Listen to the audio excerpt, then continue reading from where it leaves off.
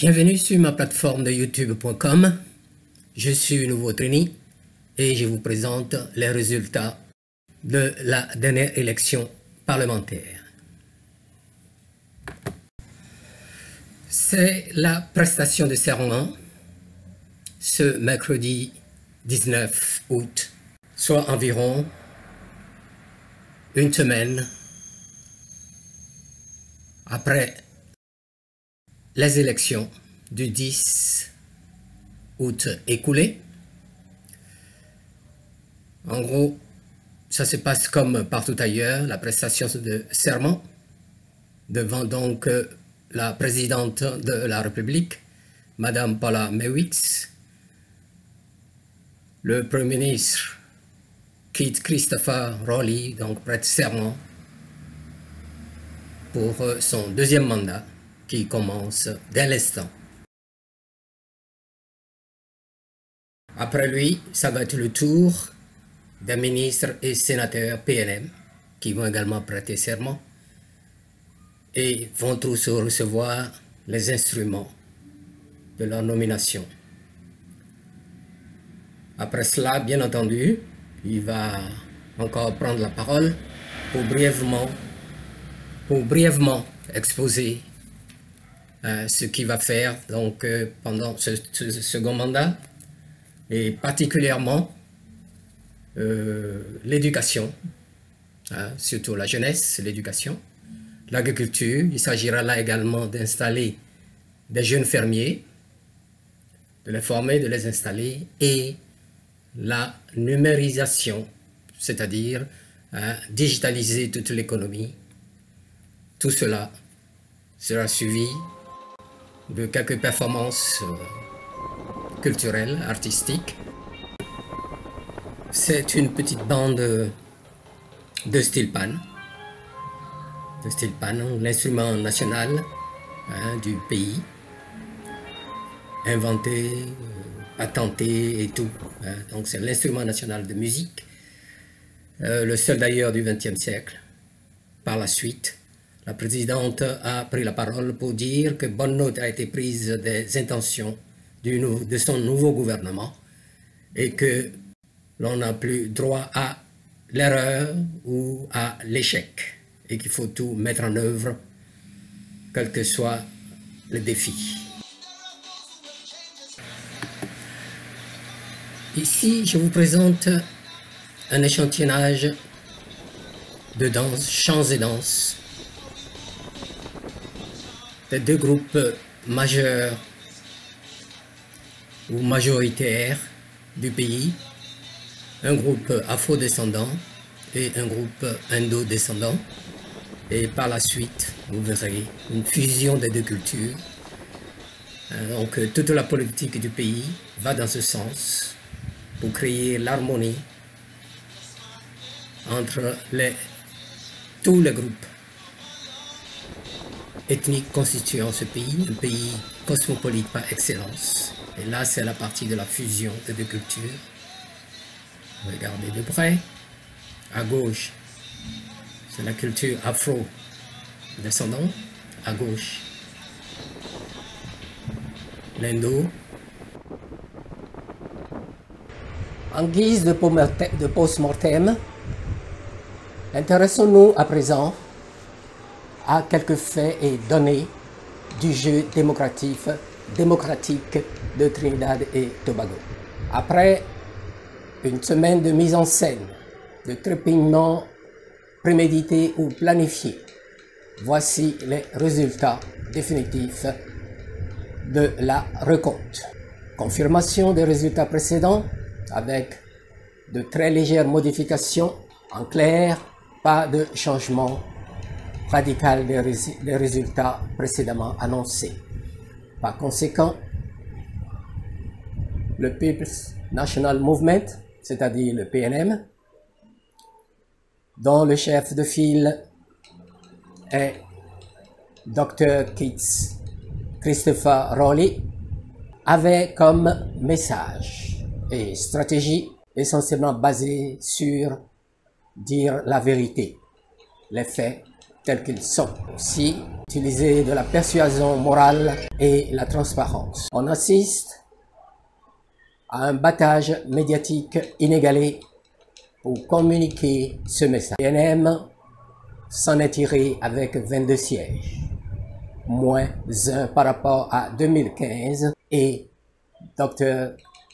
Keith Christopher Rowley a prêté serment le mercredi 19 août.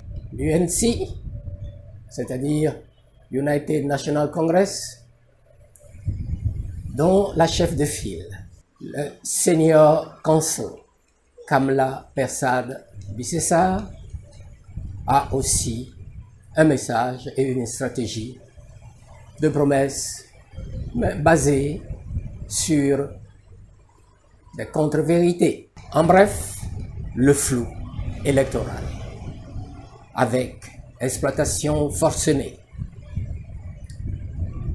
de différences ethniques ou raciales. On note aussi un battage médiatique inégalé et en plus le soudoiement des électeurs. En clair, corrompre les électeurs ouvertement, livraison d'appareils ménagers qui vont de four micro-ondes au frigidaire, en passant par les matelas, corbeilles de nourriture, etc.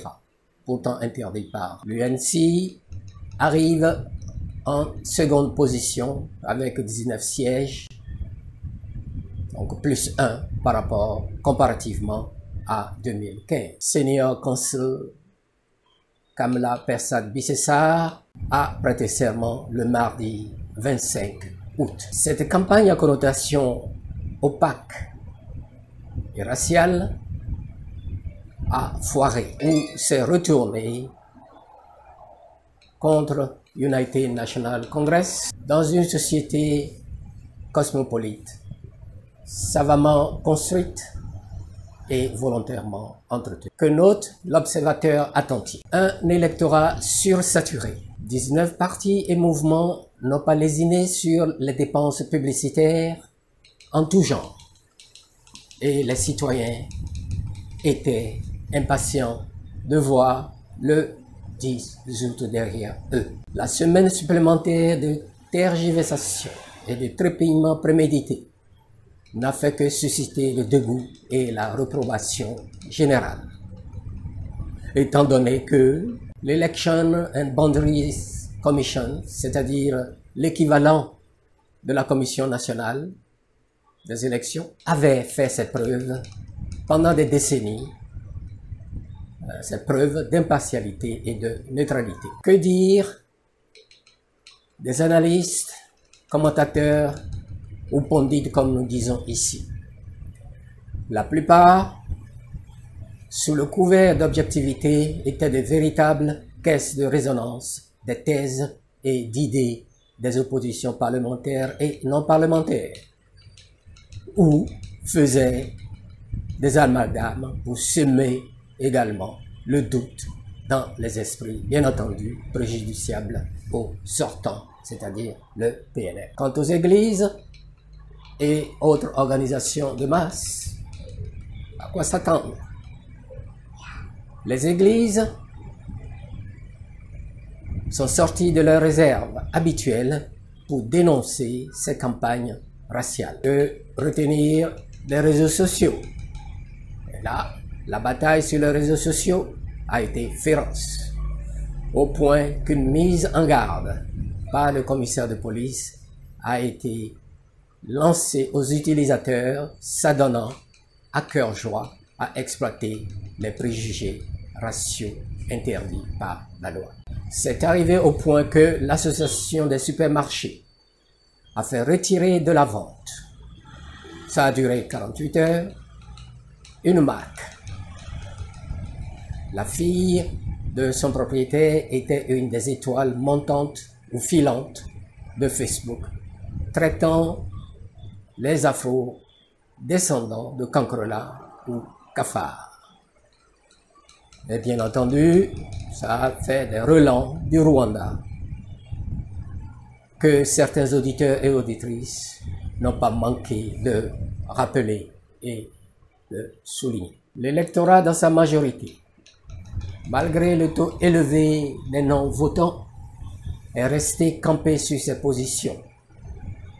On a noté très peu de transferts de voix. Election and Boundaries Commission, c'est-à-dire le EBC, face aux assauts des perdants, 6 au total, 1 à Tobago et 5 sur Trinidad, a méthodiquement résisté aux provocations préméditées.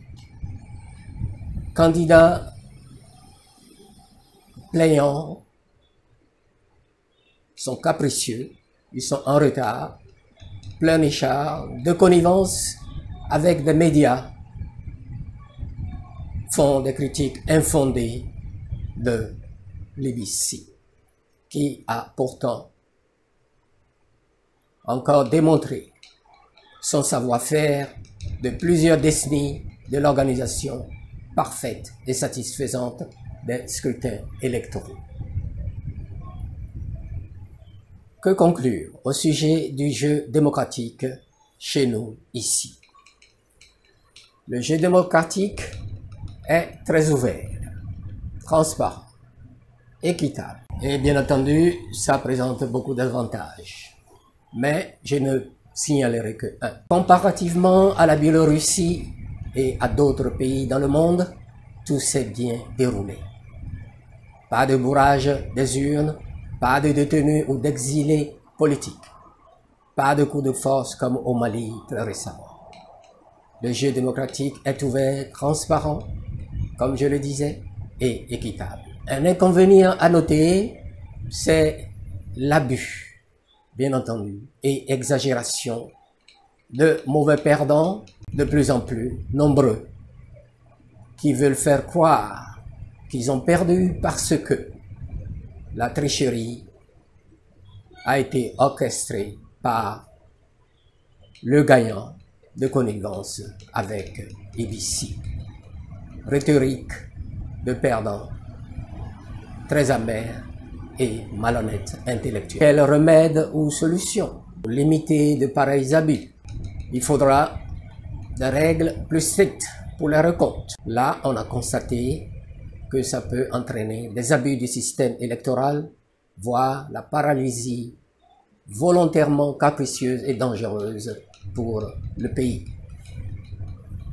Exemple, il a fallu 8 jours pour recompter 5 sièges. Combien de jours pour recompter 41 sièges, si c'était le cas? Rien ne les empêchait de le faire. Par un simple calcul mental, c'est-à-dire une règle de 3, on se rend compte que si ça arrivait, il réclamait les 41 sièges, la recompte des 41 sièges, eh bien, il faudra 65 jours et demi